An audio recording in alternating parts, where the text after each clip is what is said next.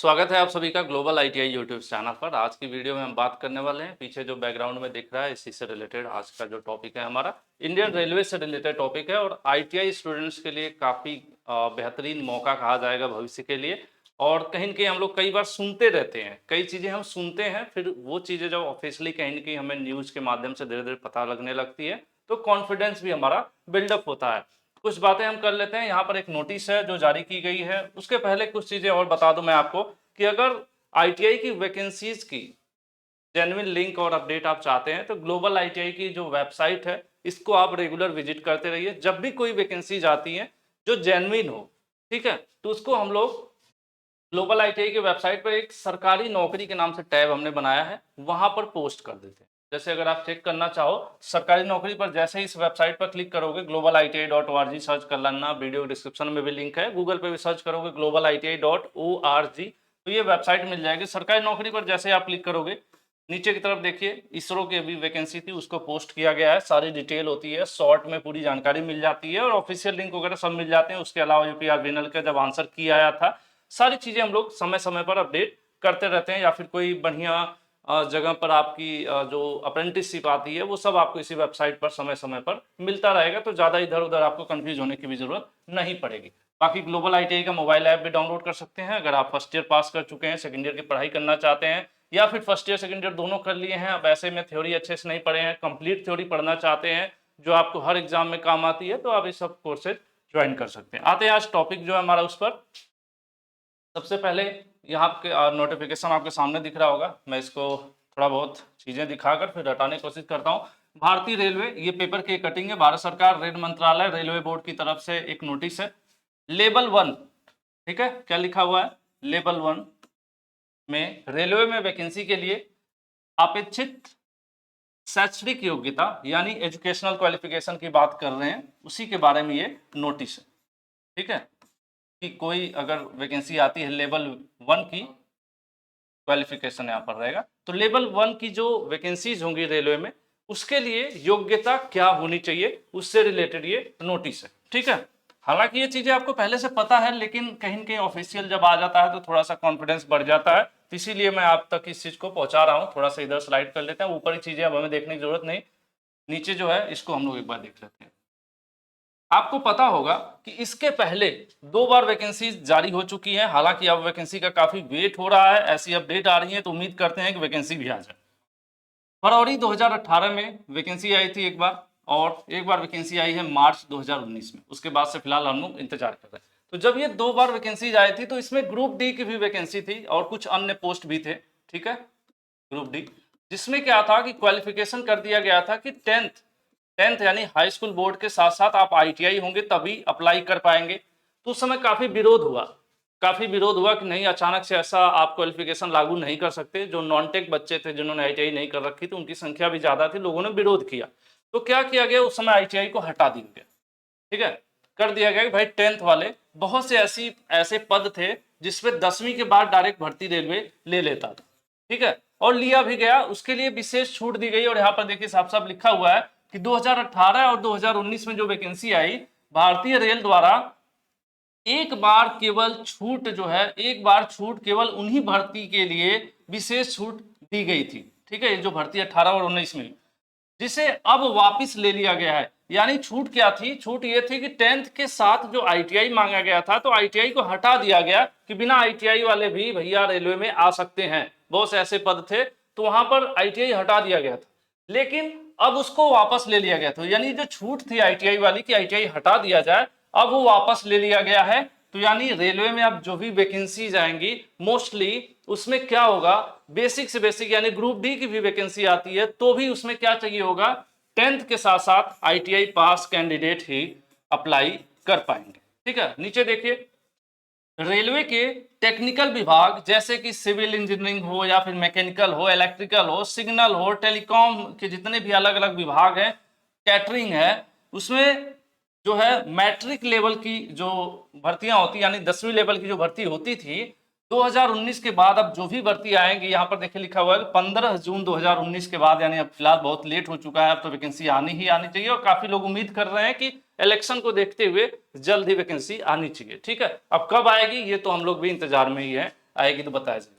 तो अब जो भी वैकेंसी आएगी अब उसमें क्या होगा, अधिसूचित की जाने वाली सभी भावी भर्तियां यानी जो आने वाली भर्तियां हैं उसमें न्यूनतम यानी कम से कम जो शैक्षिक योग्यता है वो 10वीं पास प्लस एनसीवीटी से, यहां पर देखिए लिखा हुआ राष्ट्रीय व्यावसायिक प्रशिक्षण परिषद यानी इसको एनसीवीटी कहते हैं इंग्लिश में, द्वारा प्रदान किया गया नेशनल अप्रेंटिसशिप प्रमाण पत्र या 10वीं प्लस आईटीआई होगी। ठीक है, ये अप्रेंटिसशिप से कंफ्यूज मत होइएगा आप लोग। आईटीआई दो तरह की होती है। ठीक है, आईटीआई दो तरह की होती है, एक आईटीआई को एनटीसी बोला जाता है और एक को एनएसी बोला जाता है।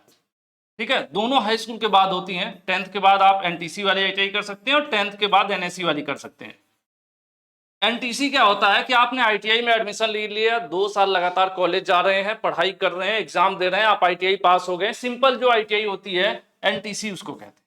ठीक है, और एक ऐसी होती है जिसमें क्या होता है हमें फैक्ट्री में जाना पड़ता है, 10वीं के बाद उसमें एडमिशन हो जाता है, लेकिन कॉलेज ना जाकर हम कहाँ जाते हैं, फैक्ट्री में जाते हैं, और हमें भी एग्जाम, इनको भी एग्जाम देना पड़ता है और इनको भी एक आईटीआई सर्टिफिकेट मिलता है, ये भी एनसीवीटी से ही मिलता है।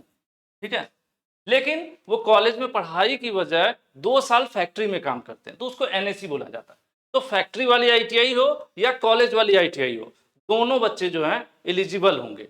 यानी सब मिलाकर ये लेटर ये कह रहा है कि अब इसमें साफ साफ ये भी लिखा है कि जो भी लोग इच्छुक हैं, भर्ती के लिए तैयारी कर रहे हैं, उन लोगों को इस बात का ध्यान रखते हुए इसके अनुसार तैयारी करना है। ठीक है, ऐसा नहीं कि आप रेलवे की तैयारी कर रहे हैं, आपने आईटीआई नहीं कर रखा है तो फिर भी तैयारी किए जा रहे हैं, लास्ट में वैकेंसी आएगी तो आप लोग विरोध करेंगे कि आईटीआई हटाया जाए, आईटीआई हटाया जाए। इसीलिए यहाँ पर इन्होंने साफ साफ लिखा है कि जो इच्छुक उम्मीदवार यानी जो इच्छा रखते हैं मैं रेलवे में जाने वाला हूं, और वो नोट करें और इसके अनुसार ही तैयारी करें। किसके अनुसार, कि उनकी जो क्वालिफिकेशन है 10वीं होनी चाहिए और साथ में आईटीआई होना ही चाहिए। यानी आईटीआई के लिए आप कह सकते हैं कि गोल्डन अपॉर्चुनिटी होगी आने वाले दिनों में जो भी रेलवे की भर्ती होगी मोस्टली, क्योंकि ग्रुप डी से नीचे की क्या वैकेंसी हो सकती है, मोस्टली जो एंट्री लेवल जॉब कहलाते हैं ना, जिसको एंट्री लेवल जॉब, जहां से जॉब की शुरुआत होती है, तो जब उसमें आईटीआई कर दिया तो आगे की पोस्ट में तो रहती ही रहती हैं। टेक्निकल वाले जो टेक्नीशियन के पद हैं उन सबों में तो आईटीआई, डिप्लोमा और इस तरह के पोस्ट, अलग अलग पोस्ट के हिसाब से क्वालिफिकेशन अलग अलग होती है। लेकिन अब एक साफ शब्दों में अगर सोचा जाए और समझा जाए तो अगर आपको रेलवे में जाना है तो आपको आईटीआई करना जरूरी है। तो जो लोग भी आईटीआई किए हैं इंतजार कर रहे हैं, और हम भी इंतजार कर रहे हैं कि जल्द से जल्द रेलवे में वैकेंसीज देखने को मिले, जिससे ये जो बातें हैं, इतनी जो अपॉर्चुनिटीज हैं, जो मौके हैं जिसके बारे में लिखा गया है, उसका आईटीआई के बच्चों को सच में फायदा हो पाए। और कहीं न कहीं जो आईटीआई का क्रेज थोड़ा डाउन हो रहा है, जो विचार अलग अलग प्रकार के आ रहे हैं कि आईटीआई करके क्या फायदा, आईटीआई करके क्या फायदा, आपको पता होगा कई बार कुछ क्वालिफिकेशन ऐसी होती हैं जो 2-3-4 सालों से उसमें वैकेंसी नहीं आती है तो उस कोर्स को लोग करना कम कर देते हैं, फिर अचानक से वैकेंसी आती है, फिर एक बहुत बड़ा यूथ होता है जो पछताने लगता है कि काश मैं भी ये किया होता। जैसे मैं अपना एग्जांपल लूं कि यूपी में आईटीआई अनुदेशक की भर्ती के लिए पेट लागू कर दिया गया। मैंने पेट का फॉर्म नहीं भरा क्योंकि मैं कोई फॉर्म नहीं भरता, हाँ सीटीआई कर रखा था, तो मूड था कि चलो आईटीआई में जब वैकेंसी जाएगी तो मैं सीटीआई किया हूं तो मैं अप्लाई करूंगा। लेकिन पेट का यूपी में पेट लागू हुआ, पीईटी के नाम से एक टेस्ट होता है, तो मैंने लाइटली लिया, मैंने कहा क्या होगा इसको करके, और पता चला कि आईटीआई अनुदेशक भर्ती में पेट को कंपलसरी कर दिया गया और मैं बाहर हो गया। तो इसी तरह से बहुत से बच्चे ऐसे होंगे जो 2-3-4 सालों से वैकेंसीज में कमियां हैं, जिसकी वजह से आईटीआई नहीं कर रहे हैं कि छोड़ो यार आईटीआई करके क्या फायदा होगा, लेकिन अचानक से जब वैकेंसी जाएगी तब वो कुछ फर्जी सर्टिफिकेट या 2 महीने में बैक डेट में बनवाने के लिए यहाँ वहां खूब माथा मारेंगे और कुछ हाथ नहीं लगेगा।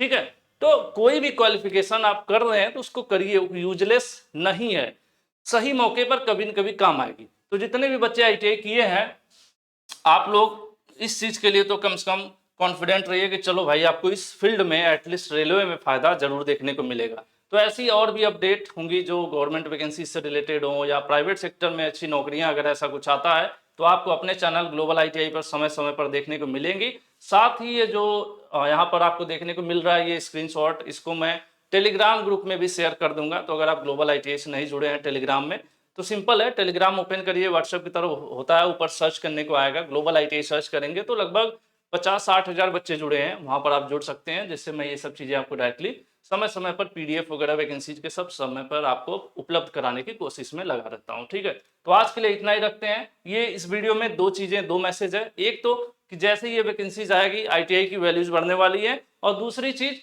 कि जो बच्चे आईटीआई किए हैं उनको इसका फायदा मिलने वाला है। ठीक है, तो अपनी आईटीआई को कम मत समझिए। बस कहते हैं ना कि कई बार मौके पर जब काम आ जाए आपका हथियार, तो वही बेस्ट हथियार कहलाता है ना। तो हम यही समझ के चलते हैं कि हमारा जो आईटीआई है वो वही हथियार है जो अचानक से निशाने पर लगेगा और आपको जीत दिलाएगा। तो आज के लिए इतना ही, धन्यवाद।